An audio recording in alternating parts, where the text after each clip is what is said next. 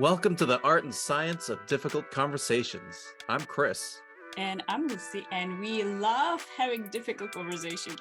That's right. And each week we'll either share a tip, hear how others have gotten better at difficult conversations, or demonstrate common difficult conversations and what to do and what not to do. Let's get into it. For those of you that don't know, I live in Massachusetts. I'm right outside Boston. And what a surprise. I have another Massachusetts resident, Emily Aarons. Thanks for joining me today. Thank you for having me, Chris. I'm excited to be here. And it's always funny when you talk to other people for the first time on podcasts and you expect them to be in fully different places, and we're all in the same state. So we could literally do the next follow-up episode in person if we wanted to. It's exciting. Yes, I would love to. I appreciate you coming on today, and I actually don't want to speak for you. So I'd love for you to share with the audience kind of who you are and what do you do and how you got to where you're at. Thank you. So I'm one of the leading educators for spiritual entrepreneurs. I'm an energy healer. I'm a business alignment coach. And I have been doing this work for about 24 years. I started off in a brick and mortar space as an energy healer and massage therapist. And over the last 8 years, I've transitioned my business online to help people globally. And I absolutely love what I do, teaching business work, teaching entrepreneurship, teaching energy healing and intuition, and also helping more leaders see leadership as a spiritual practice. And that's awesome. Do you tend to do individual work? Are you doing groups? What mode does your work usually come into?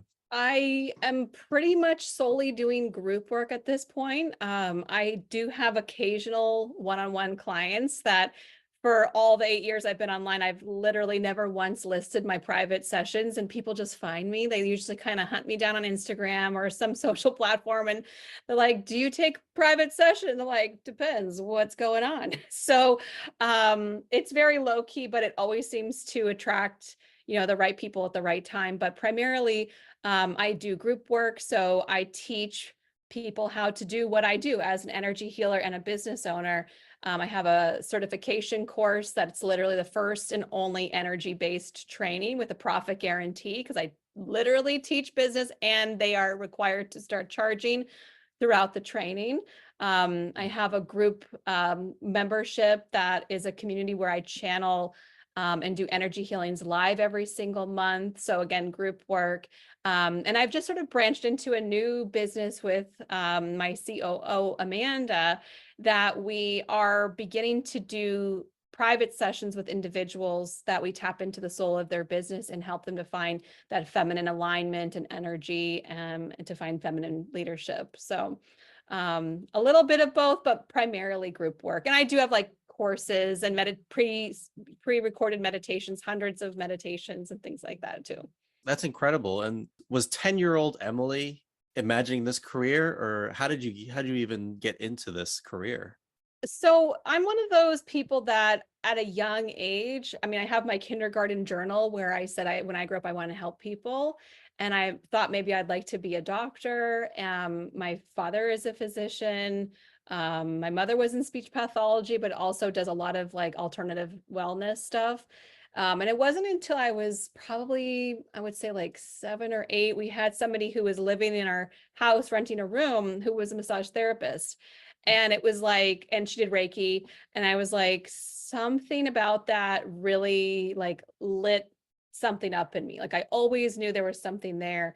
And so as an awkward teenager, I was using my babysitting money and odd job money to buy books on homeopathy and crystals and aromatherapy and like hands-on healing. And in my spare time, like I didn't really care about school so much. I mean, I was like passing like an average student, but I was really interested in alternative healing. And right after high school, I went to learn about massage and energy healing right away. That was always my path. And I remember even in high school, I was thinking, I know at our 5-year reunion, I'm going to have a business and everybody else is going to be like in college or whatever they're doing their first year in their job, but I'm going to have my own business. And I did. I had my first business when I was 22 years old. At a young age, that's incredible. Yeah. And you know what the weird thing is, Chris, is that at 22, I had I had also started taking full-time classes in college at Salem State. And I was living on my own, paying my own rent, had a car, going to school, and I opened my own business at 22 and I thought I was behind Mm, because my friends had all gone the traditional college route. And here I am at 22, like basically killing it in life because I have so much going for me. But meanwhile, I thought that I was behind and like not doing enough. And mm, I was running a business. I had three other business partners, and we had a ton of different practitioners. I personally vetted our different contractors for skincare and acupuncture and yoga, and like really broadening because I had a wellness center. And at the time of my college graduation, my partner is basically like, we want to shrink the business. And I'm like, cool, I want to grow it. We have to go our separate ways. And it was a really, really uncomfortable separation and really messy. And basically from that point on, I'm like, I will never do partnership ever again. This is terrible. Um, but mm. I think it was a lot of great lessons. And also I was the youngest by like a decade of my partners. Wow. So yeah, so there's that. So I've always known from a young age, I've always known. And when I went to massage school, we had this exercise that we were all doing, like a meditation to visualize, our future selves. And when everybody shared what they got, they were talking about like the tapestry on their wall, the massage table, and the salt lamp. And I was like, oh God, I did it wrong. And I said that. I'm like, I'm so sorry. I did the thing wrong. And she's like, well, what did you see? I'm like, I saw my name in big bright lights. And I saw myself in front of a huge audience. And I was like, oh God, I did this wrong. But again, it's like I'm invalidating my own vision and my own sense, Hmm. thinking that I wasn't doing it right. But in actuality, I was fully plugged into my higher self and seeing really what is available to me. Yeah. And it's taken some time to step into that, but here I am working on it. Yeah, I'm wondering because you said you were comparing yourself to your friends. Yeah. What was the message from your parents? Like, what did they ever say? Do your own thing? Were they supportive all the way, or were they say get a straight job, work that 9 to 5? My parents were absent. Hmm. So Okay. they really didn't say anything. They were consumed with their own things. They divorced when I was about 7 or 8. So kind of at those formative years.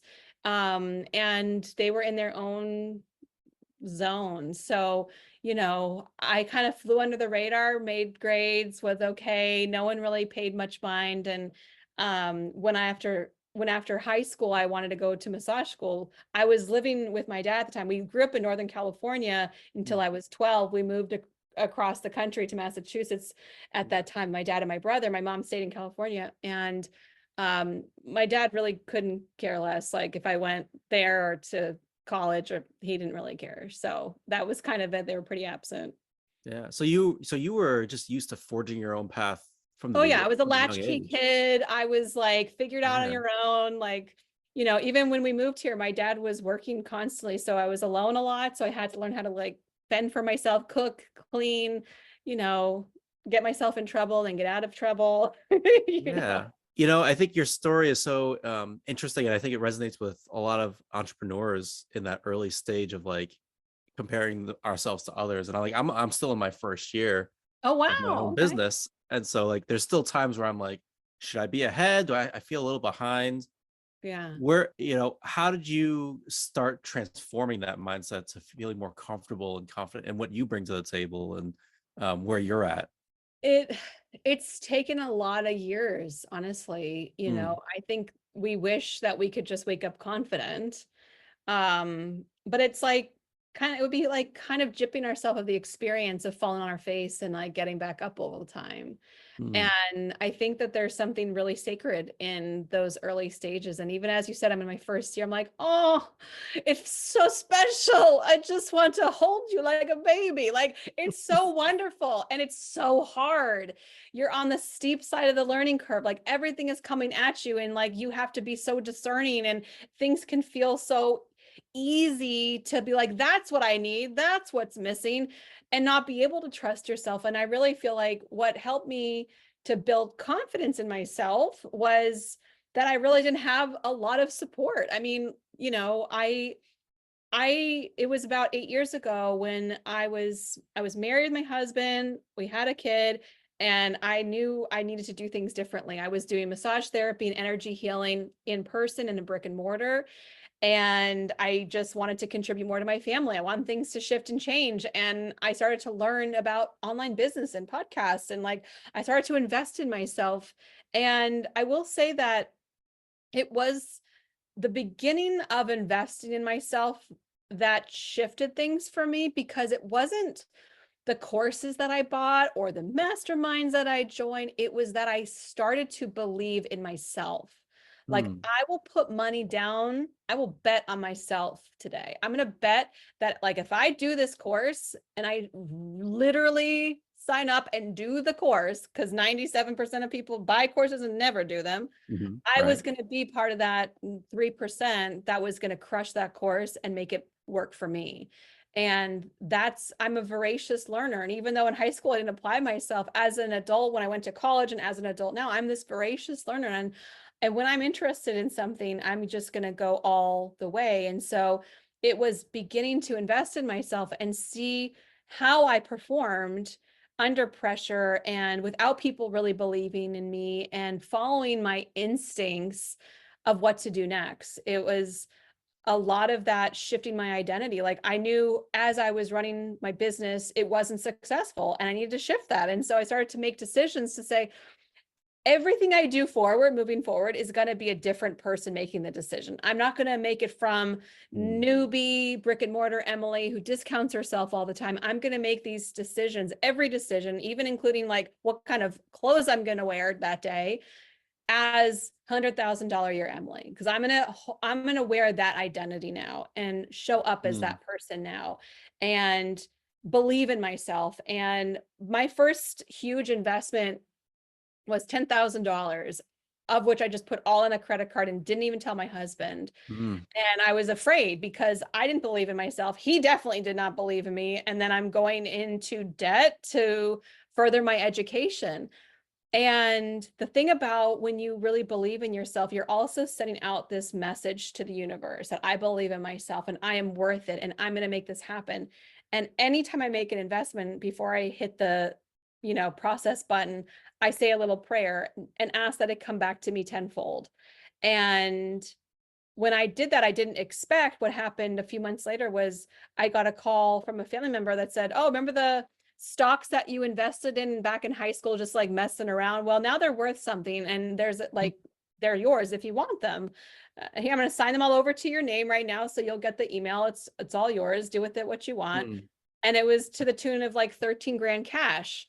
And I'm like, well, that'll do. And I paid off that debt right away. And then I was like, so I feel great about that, because it was like this, this echo coming back from the universe of like, we got you. mhm. And that's what helps to build your confidence, is like, sometimes you got to take risks and bet on yourself, but also, believe that it's possible for you. And I love that it number one, it's very inspiring. I think it's great. And I see a lot of, I think there's lots of things in social media like believe in yourself, you got this, bet on yourself, and those are all like true. I agree with all Yeah. things. I agree with everything. It's one of those things that's also hard to do in practice, right? It takes time. What was helpful for you to finally do that shift and say, I'm gonna do this? Um, I got I think it was from my spirit team, my intuitive guidance system, Mm, So there was sort of I can remember when I had this nudge internally to say, share what you do, share that you're intuitive, tell people online. And I was like, "Ugh, I don't want to do mm, that." And my fear was, if I tell people that I'm psychic, everyone's going to run away and I'll die alone, penniless, mhm, including my husband. Like, I literally had not told my husband. Now, mind you, I had been mm. doing energy healing work professionally for 15 years. So you would think that I would come to terms with the fact that I'm very highly sensitive. But no, I was fully in my spiritual closet, fully in denial. And I didn't trust in my instincts. And I think partly, we're taught not to trust in our instincts. We're taught that some people are born with intuition and other people are not. Science has told us that within 3 seconds of walking into a room, we can all feel the energy. We can all Mhm. sense something. Yeah. Um, it doesn't matter if you think of yourself as highly intuitive or just like an average person. We all have it. We all have instincts. It's Yeah. inbuilt. And I think my guides were like, all right, go tell public that you've got these gifts and start reading cards for people online. And I was like, oh dear God, this is terrifying. What if I don't read them right? Or what if I mess up and say the wrong things and I sound like a total idiot and I'm like a fraud? And then they see me and they figure me out and then they come with the pitchforks. Mhm. And none of that ever happened. People loved it. They loved what I had to do. They loved what I was sharing. My audience began to grow. I started to offer card readings more in like different private pop-up groups that people led. Mm. And then I would get these DMs like, oh my God, that changed my life. You hit it. You are the real deal. You got it like on the nose. And I think after so many hundred of text messages and DMs and emails of people like, you brought me to tears and this was the best, you're amazing, I started to kind of soften of like, maybe I'm not a fraud and a phony, like maybe this is okay. And eventually my guides were like, put down the cards now, just read energy and just channel. And that really scared me because I was finally getting confident in myself of what I was doing. And then I got pushed off the ledge again. Mm. And that to me was also to show people how I'm different because there are thousands of people who can pull cards online. And my friend was like, well, show people how you're different. Because what was interesting at the time when that happened, my coach, who I had paid $10,000 to coach me, started to rip me off. She Oh, literally no. started to do what I was doing because I was so successful at it. Oh. She Oh, replicated, no. yeah, she replicated the entire strategy, sometimes word for word. And it was really apparent. And people in the group were like taking notice that she's literally ripping you off. She's doing what you're doing. And so my friend who is a marketing person was like, well, show them how you're different. And I was like, I'm totally different. Like, she just picked up a random deck of cards and she's doing, like, I've been doing energy healing for over a decade. Like, I've got other things in my toolbox she doesn't even know about. I've been doing this my whole life pretty much. And so that's what helped me to kind of like step into my gifts more and let them lead me versus me trying to be like any particular thing. And Mm. also, the caveat is that I am this very unique blend of spirituality and business strategy. Mm. Usually, like the business folks, I'm like the woo-woo weirdo in the room. And with the spiritual folks, I'm like the grounded, practical one in the room. And so, if anybody's ever felt like you don't quite belong in one category, I think that was also the difficulty of me finding my niche and like, who am I in this online sphere, in this business world or in the spiritual world, and like what am I doing? And it took years to really hone that in from you know what you think of marketing, like setting up a big wide net. When you're fishing, you get like some boots in there and some fish and some other random things that you need to throw back, versus like line fishing. And so what I used to do is setting up a big wide net and really trying to help marketing to everybody, spiritual entrepreneurs, whatever. And now I'm really able to go much deeper with coaches, healers, and leaders because I've taken the time to really get to know my customer base and find out what lights me up and allow me to really serve at my highest level. Hey, Chris here. I really appreciate you listening to this podcast. And if you are listening to this podcast because you're looking to get better at these difficult conversations, well, if you really want to de-escalate difficult behaviors and you want to be assertive without being aggressive and being true to yourself, I have a self-paced course that can really help you because I know it's difficult being assertive in lots of different situations. If you're at work and you have to give feedback, if you have to deliver bad news to an employee, or deliver bad news to somebody that you care about in your personal life, or you're struggling to deal with defensive or sensitive people who are pushing your buttons and you don't know how to push back. It doesn't have to be that way. There is a world where you can handle these tough emotions with confidence. You can speak honestly and kindly while you're still being assertive. And you have the ability to manage emotional outbursts and stubbornness calmly, because these are things that I've had to overcome and learn. And so this self-paced course goes through all of those things. I've created this trust framework that helps you think through how to prepare for and how to facilitate hard conversations. And you hear a lot of it actually in this podcast as I talk about how to handle difficult conversations in lots of different scenarios. Currently, the course is closed for enrollment. There's a waiting list. If you are interested in learning more, enrollment will open up at the end of August and the beginning of September. So please go to the website. I'll link it down below and you can learn more about it and join the waiting list if you want to hear more about it. But I'd love to see you there. I'm noticing a few different themes that seem to be really powerful in terms of creating your story. And I think part of it is you were able to tap into your own the way you were raised Mm. of being that latchkey kid and having to do things on your own. And so like that doesn't scare you. So like you have to just do it. Like you're just gonna Mhm. do it. No one else is gonna be there to do it for you. Mhm. And at the same time, it sounds like you had like a good support system in terms of guides and mentors and coaches that were able to show you what to do with it and how to hone your skill set and be successful. I wouldn't say I really had a lot of coaches and support. I made support with friends. Hmm. I hired coaches that I felt in some ways were not as supportive as I needed. Mm. And it wasn't even that I was investing in them to be this like big thing. And even the my first coach that I invested in, who was the one who like ripped me off, she was always this person who was so well connected. She knew everybody. And I, would ask her, can you connect me with this person? Or can you introduce me to that person? And at the end of the program, she flat out said, I never introduced you to anybody because I was intimidated by you. Mm. And you're the type of person that you're so magnetic, you can open doors for yourself.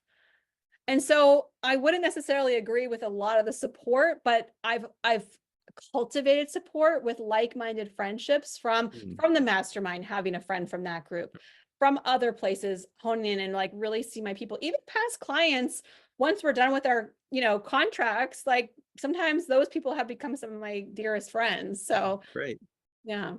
I'm glad that you had a lot of like great success with intuitive healing and the spiritual aspect, because I think in Western culture it's not as prevalent or easily readily acceptable. Hmm. Um, so that what do you think was helpful in kind of like you didn't like lead culture change for an entire society, but what do you think was helpful in helping you be successful in tapping into people who are already interested and open to it? Um, I think just innately we attract the right people at the right time. In the 24 years I've been professionally in this industry, I can tell you in the last 10, it's become a lot more mainstream.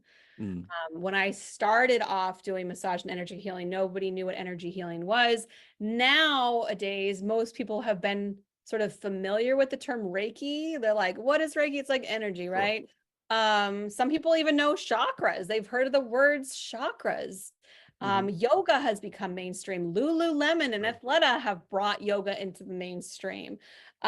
Social media has brought spiritual practices and breath work and you know organic food. Like it's brought people into a different place of understanding what it is, because back then, you had to, there's like a hurdle, like there's nobody understands what it is, let alone do they want it. I mean, I remember Mm. learning energy healing. I was like, so what is this? And even my teachers could not articulate the transformation that was possible through energy healing.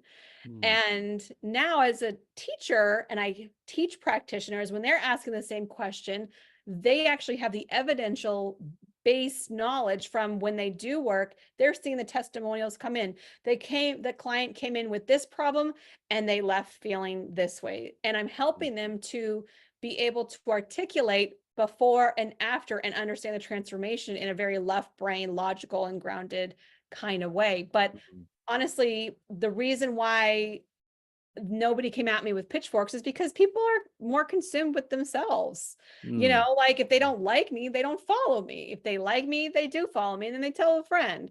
And that was kind of how things grew organically, as people were liking and sharing my content. I had so much organic reach back in the heyday. I mean, like I would say 8 years ago, 7, 6, 5 years ago, Facebook was working in the way that you could ask people to share your stuff and you wouldn't be penalized.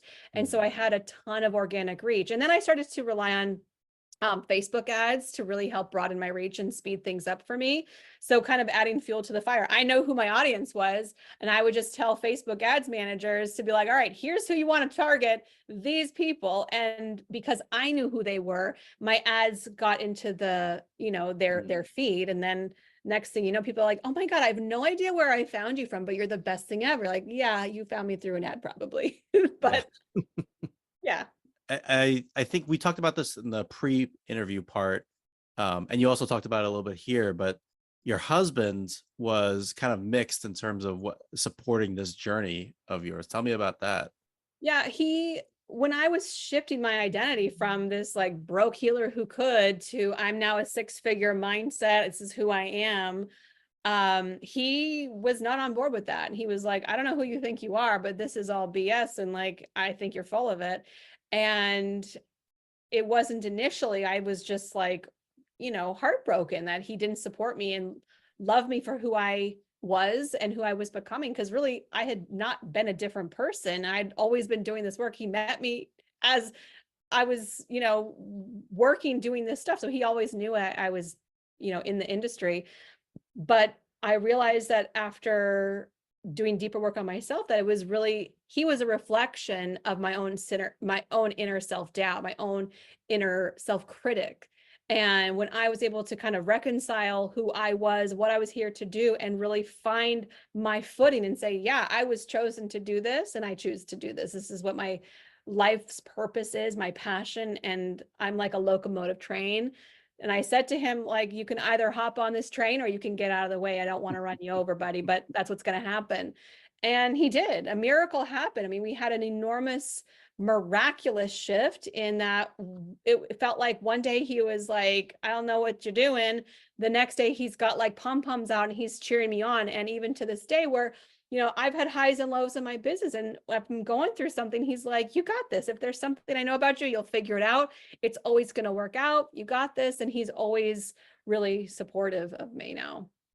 Oh, it makes a big difference when you have a partner that's supportive and with you and Mhm. backing you up 100%. Totally. And I mean, even just saying that now, it's like I look back, it's history repeating itself. I had parents who really weren't supportive, and now I have a partner who's not really supportive.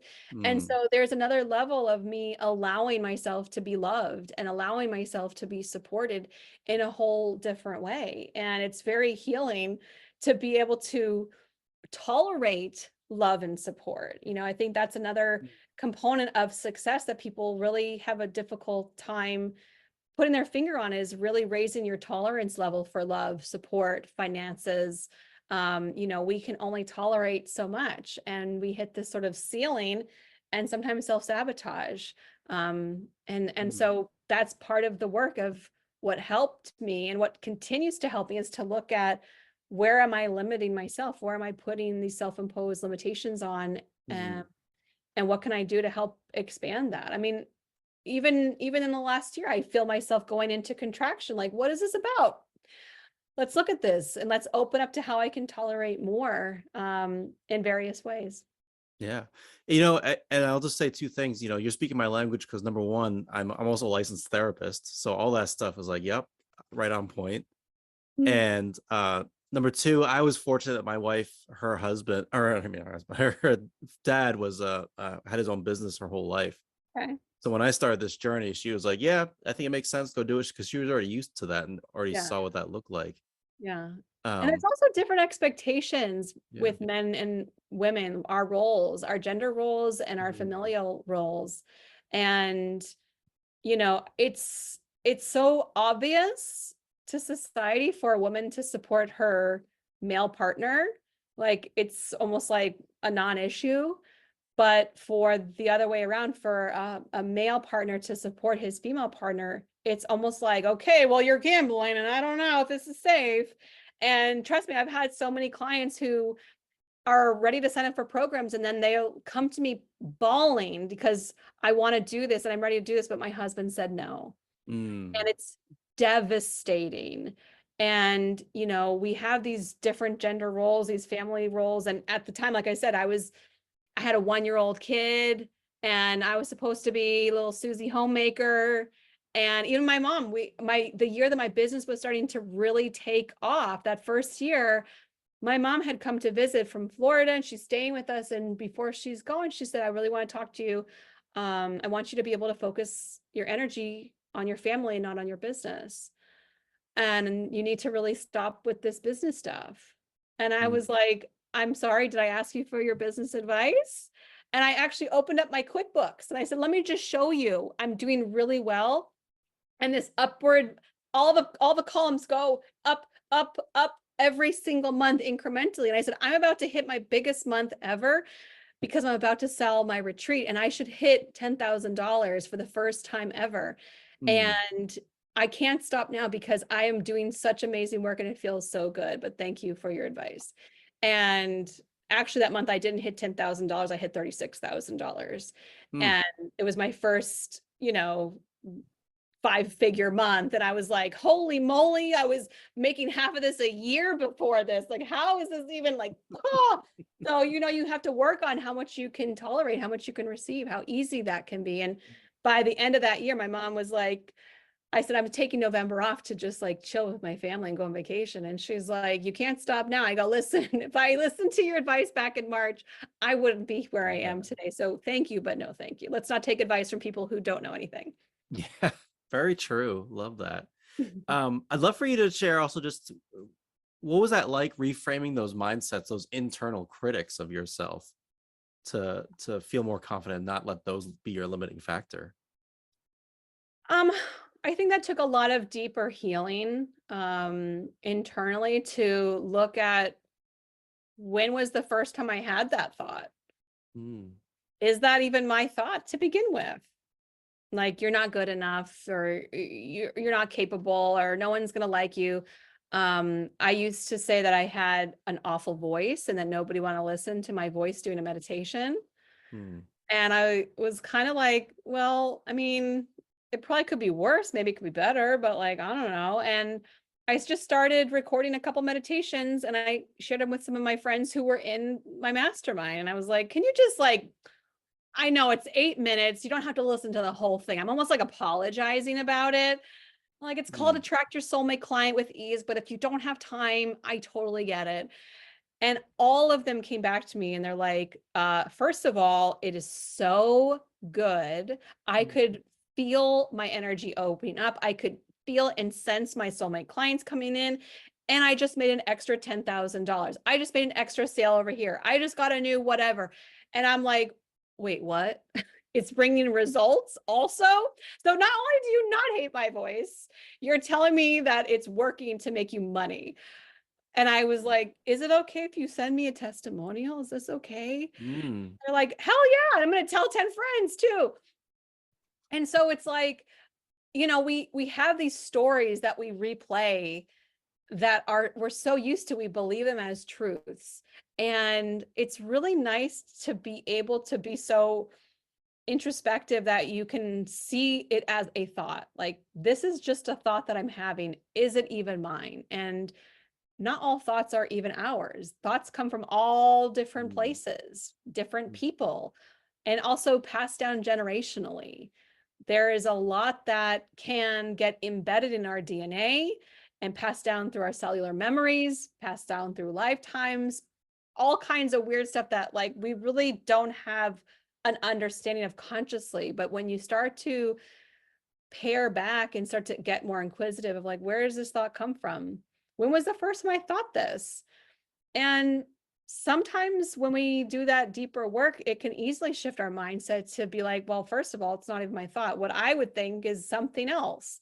And I do a lot of energy work on myself. I also receive a lot of energy work from other people as well as body work. And I think it just takes that kind of focused attention to say like, well, this thought is not serving me. And the first way you kind of identify that is if you're thinking a thought and your body feels like garbage.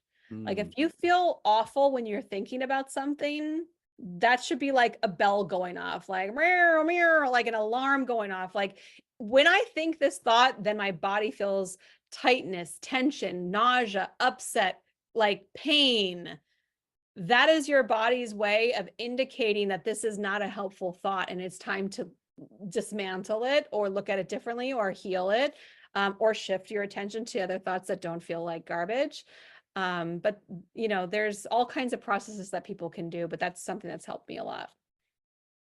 I love that. You're speaking my language. That's a very similar process when I was working with complex trauma. Okay. It's a lot of the same stuff because I think people don't realize trauma work is a lot of like body work and a lot of mindfulness and meditation and getting connected with your mind and your body again. Yes. Well, we are not this like floating head on top of this form. Right. Everything is interconnected. And the interesting thing is, if you're wanting to kind of geek out about energy for a sec, Yeah. Our energetic body, like the 7 main chakras that we've seen on like the yoga person, like a little rainbow orbs that float in front of them, that those 7 chakras, the main chakras, are in exact positioning with our endocrine system. Our Mhm. physiology and our energy bodies are literally intertwined. And so anything that we think, we feel, and experience, it's like a little zing into our energetic body as well as our physical body. And we can have tension, tightness, upset, and it is always going to be stored in our physical bodies. And that's one of the fastest ways to start listening to your intuition, is to start feeling what kind of physical things am I sensing right now. If somebody sends you a text message, I had one last night. I had a text message come in, and all of a sudden I was like, oh, like it felt like I just got a gut punch. And Mm. I was like, you sound upset. And they said, yeah, I am upset.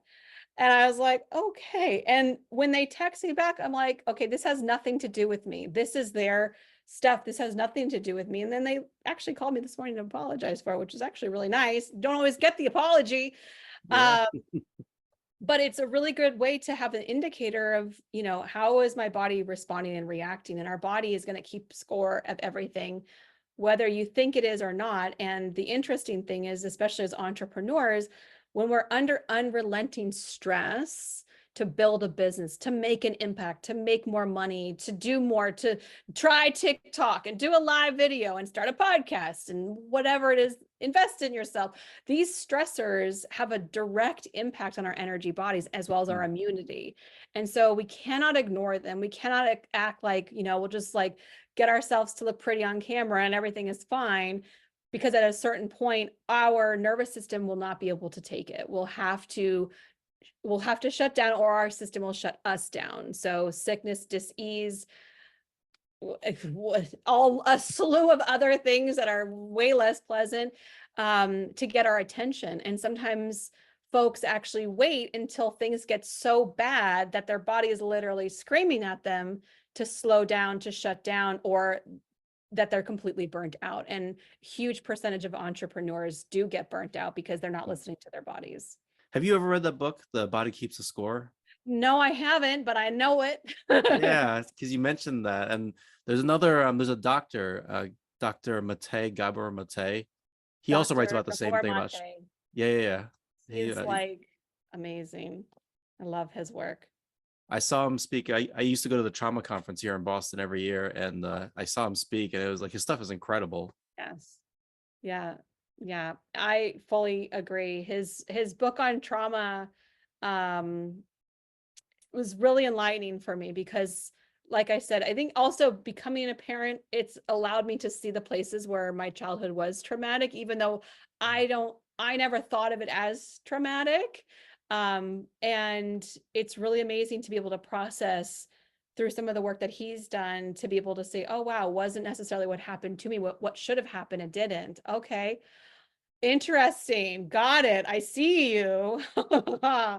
Mm, So, but he's incredible, and he talks a lot about the body and what happens and how it presents itself.